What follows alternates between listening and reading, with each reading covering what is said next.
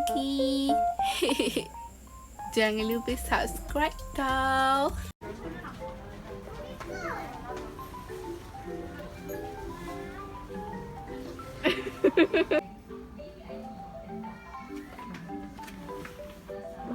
Macam ni.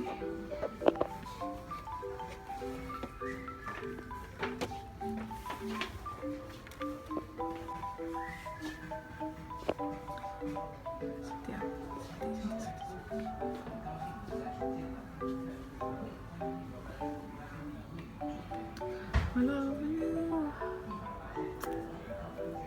mari kita tengok harga dia.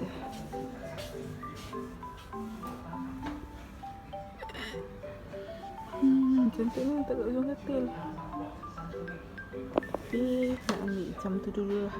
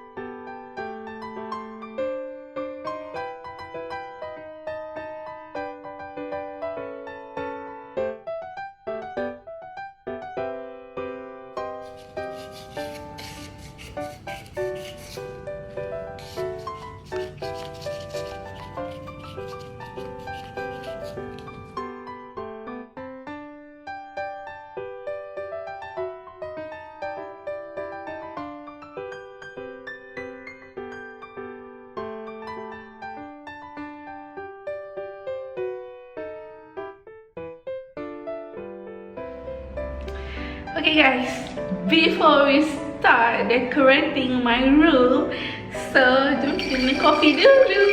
Minum dulu untuk charge energy.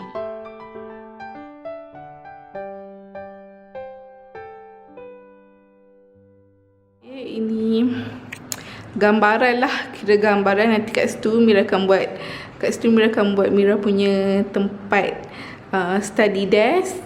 Okay, ni kat atas as usual. Dekat atas tu Mira nak bubuh papan tu sebab nak letak pokok-pokok nanti. Lepas tu kat situ, yes, my mirror. So Mira akan adjust kat situ untuk cantik. So hopefully jadi.